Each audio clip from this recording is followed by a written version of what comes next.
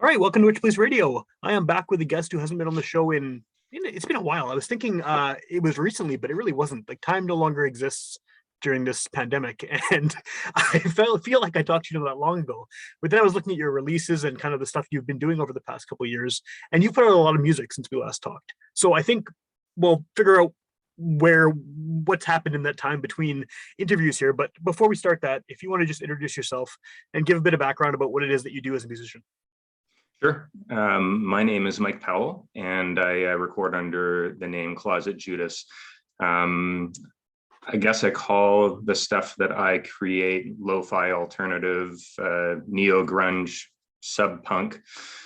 Those are the labels that I give it. I don't know if it matches or not, but yeah, just creating music since the kind of the mid-90s, and I'm originally from Ontario, but I've been in the province here for almost 5 years now. So cool. It's home here now. Awesome. That's good to hear. Yeah.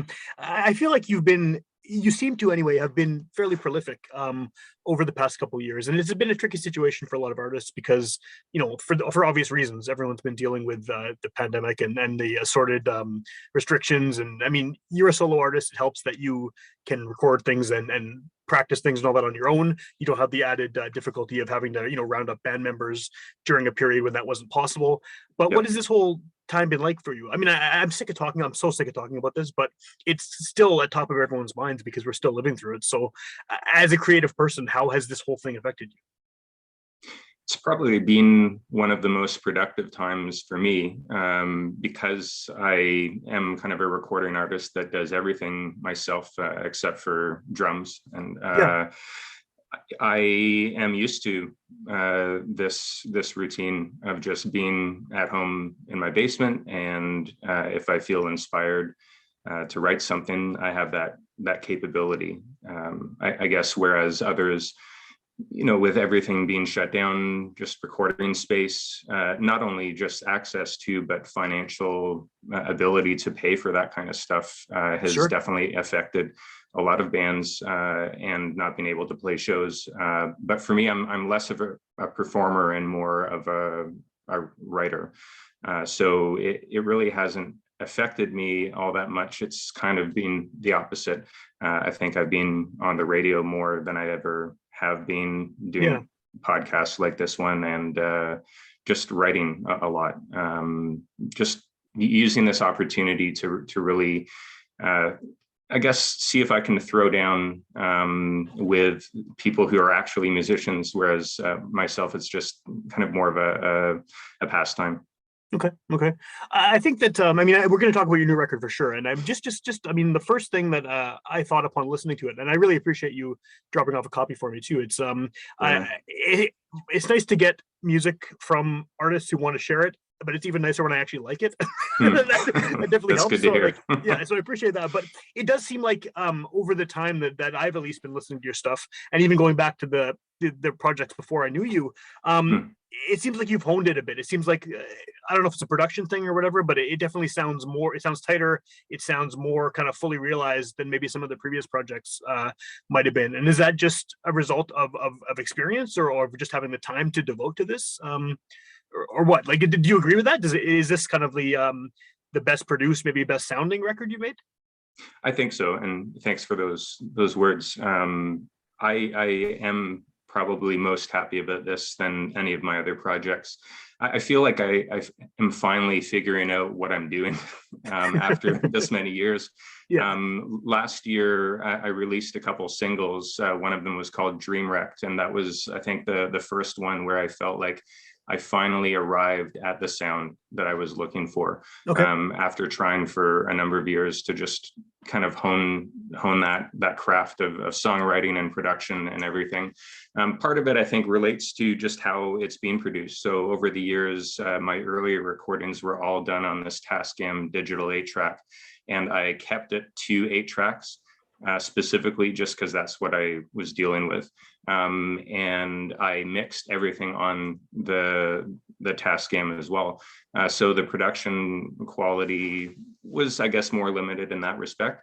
But since Dream Wrecked and Ephemeral and this past record, I've recorded everything still on the Tascam, but I move everything to my computer, and then I do all of the production on that. That helps just in terms of the EQ and all of the sound, but it also helps with the number of tracks that I can do. So whereas maybe before I would just have one or two guitar tracks or one or two vocal tracks, I can really layer it up quite a bit, and that definitely helps a lot. Cool. Well, and I think that it makes sense too that as technology improves and as your just experience producing your own stuff improves, that's hopefully going to happen, right? You're going to hopefully improve the sound. But yeah, this one definitely sounds it almost like. And one of the things that I like about your work too is that you almost always include very detailed liner notes and lyrics, and kind of, I mean, your records are about things, and those things are very, if they're not as obvious in the songs themselves, you go out of your way to make sure that that's understood, and that the views behind what you're singing about are made pretty clear. And I think that this, maybe in compared to your other records as well, maybe one where that's the most clear just from listening. I mean, it helps to have the extra content for sure, but just from listening to the record start to finish, I feel like it has your kind of positions, I guess, that you're putting forward the record are better articulated just as through the music itself. Was that a conscious thing, or is that just sort of something that's developed as well? Yeah, that was definitely conscious too. So I guess the last time we talked was right before I released the Non Sequitur EP. So that was like four tracks, kind of I guess it was November 2020 that came out. And that one was kind of really exploring kind of stuff related to society and the issues that really exist that really came to the surface just over the past couple of years. They've always been there, but they just got amplified so much. So, whether it's stuff to do with racism or gender-based phobias, or just even things like the music industry. What I did with that album was I took kind of the 4 songs at the beginning, and then I tagged on 4 explanations afterwards.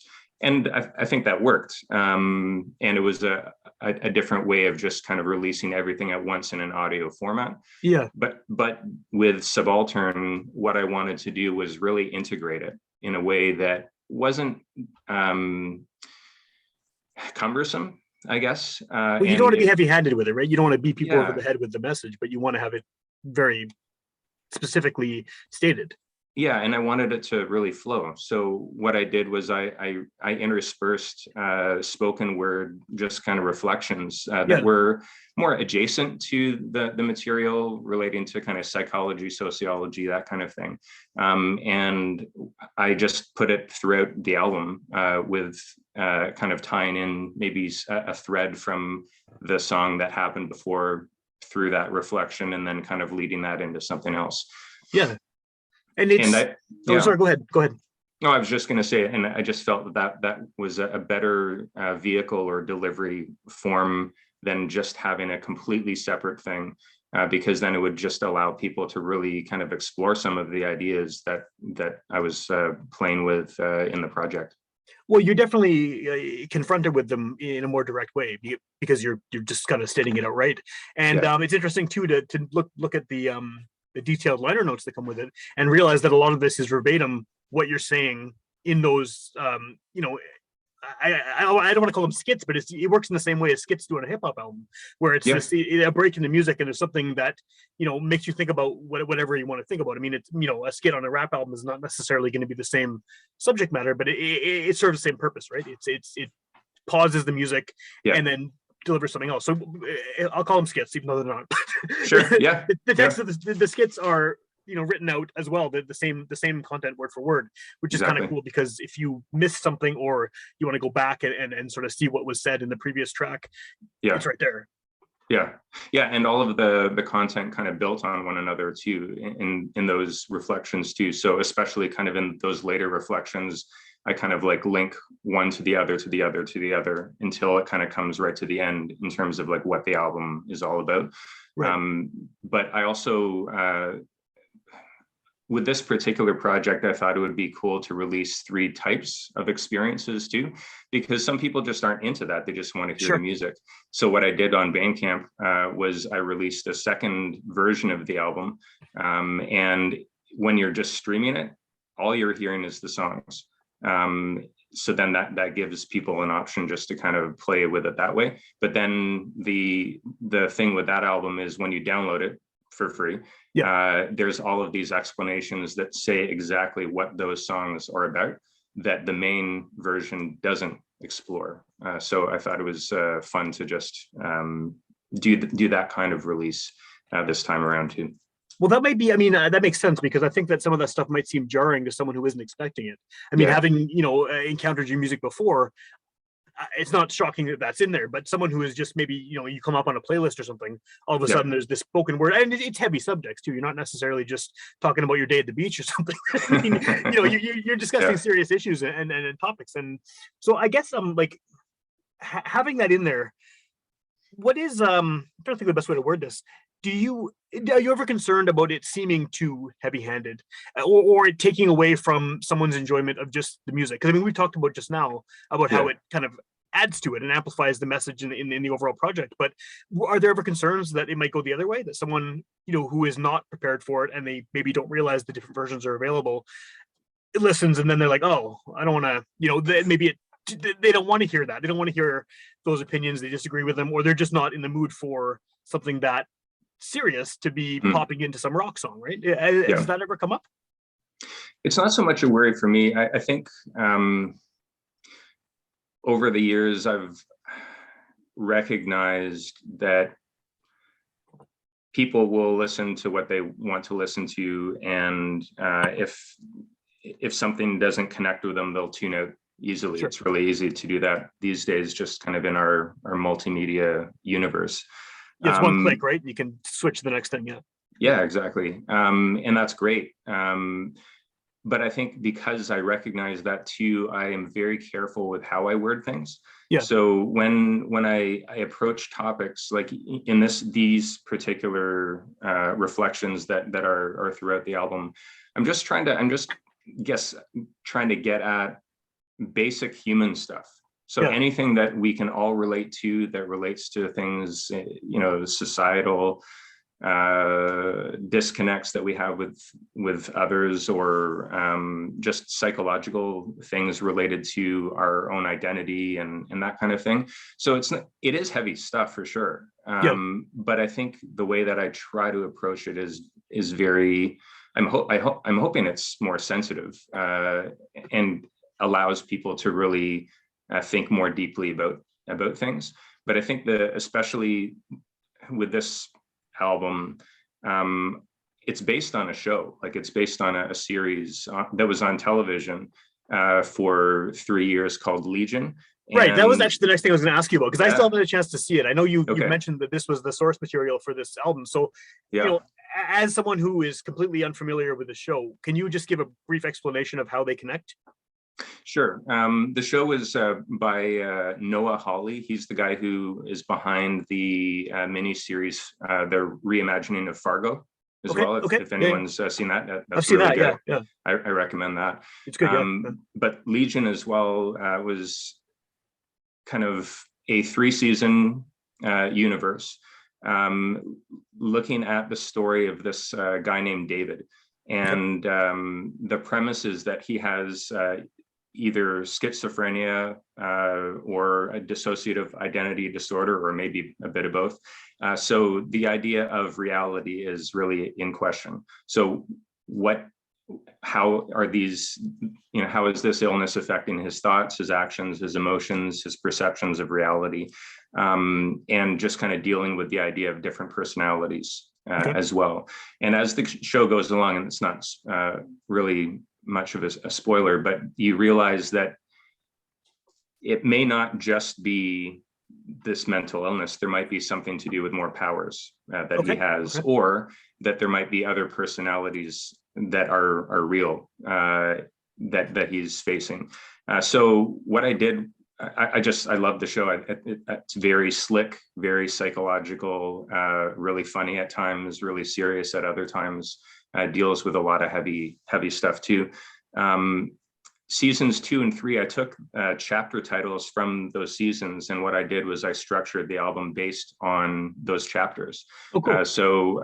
And each song as well relates to a particular character. So even though David is, I guess some might say, the main character in the show, there's a lot of other characters who I try to take on the persona of and express what they're facing in their experience of the narrative. Okay.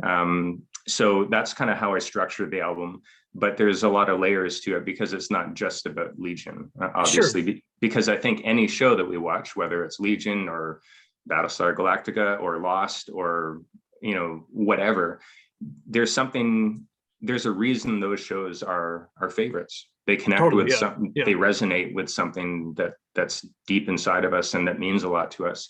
I guess you have to ask yourself, what, if you like in a certain show, what does that say about us? But I think something like this show, I think, can relate to all of us. But I didn't want it to be, as well, like if no one's ever seen the show, for it to not connect with them as well.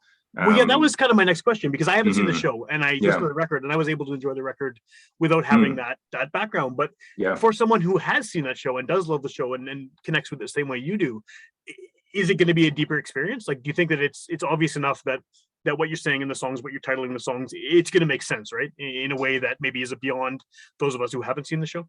Oh, for sure. And my recommendation would be, watch the show, listen to the album, or listen to the album, watch the show, or do a bit of both, and then see how it connects and see if it really does kind of capture the essence of what I was going for sure. Okay Yeah, that's an interesting way to do it, because I mean, you have to worry about making sure that it works on its own and works as like a companion piece to this show, because you can't guarantee that anyone will have even heard of the show when they're listening to it, when they find you on Bandcamp or whatever, right? So exactly, and that's why there were two versions of the album too. Like the main version, I didn't actually want it to be connected to Legion at all. So the reflections, like Legion doesn't even come up like in the reflections, and that was very intentional. Okay. Yeah. One of the things I like about what you do too is that you have this very strong opinion about not wanting to make any money off your work. And this is kind of an ongoing thing with all the records you put out, is that you're just giving it away for free. I mean, it's online, but people can take it and enjoy it or do what they want with it. What is behind that? I mean, we're in an era where everyone's trying to monetize everything. I mean, I've done it too. I have a podcast. I give bonus material in the hopes to get a tip for what the work I'm going to do, right? And I mean, It's not, so what you're doing is kind of a rare position to take in this world that's being increasingly, everyone wants cash or something, right? Yeah, for me, I've always just wanted to make music for the love of the craft. But also the reason why my album is only available on Bandcamp is I have more issues with streaming in general. I think that it's really killed the music industry, and by being involved in that just continues to reward those who aren't doing anything other than stealing people's content. I mean, as someone who doesn't stream and still listens to physical, as you know, still listens to physical media, I get it. I mean, like I feel weird with the idea that people are getting paid 0.0003 cents or something for a song when I could just go buy the record and listen to it a lot and they get my $20 or whatever, right? For sure. Or download it for free in your case. Exactly. And, like Bandcamp is a streaming platform too. I just think they do it a lot more equitably. Sure. And obviously people do, the world has changed in terms of the music scene, and that's how a lot of people discover artists. And I've nothing against that. Like, I think that people who have their stuff on streaming platforms, like that's just how people find new music. And that's cool. But for me, I also think that by supporting that, it's never going to change. And I think that something like, the return to selling actual physical records is a really cool movement that's happened over the past number of years. Like, and Yeah, it's neat to see it happen. Yeah. Yeah, and even just locally, people putting out tapes again, and like that's really cool. And I've bought my share over the past year as well, from local artists. And so I have nothing against people making a living off of music and everything, but for me, I'm just like, well, I could take the little amount of money that I would make from selling it, or I could say, I don't want your money. Give it to someone who could actually use it. So for me, I always direct people to a Scottish-based charity called Tiny Changes. And it's a mental health awareness and kind of suicide prevention organization that's based in Scotland. But because, of the world we live in. We're all connected. Yeah, you can find what they're doing on Instagram. And I believe in what they're doing. And I'd rather they get people's money than me. Makes sense. Yeah.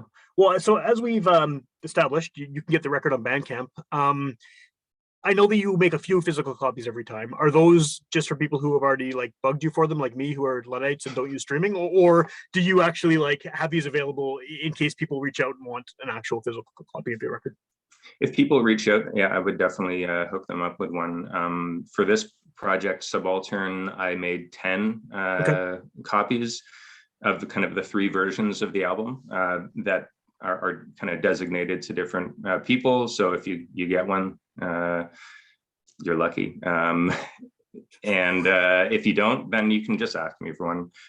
Or like on Bandcamp, as I've said before, like you can download everything there and just burn a copy. And the both versions of the album come with a printable booklet form PDF, so you can print it out. So it's already formatted, and then you can just kind of follow along with that. That's awesome. Yeah, so that you can DIY your own copy of the album, which is great.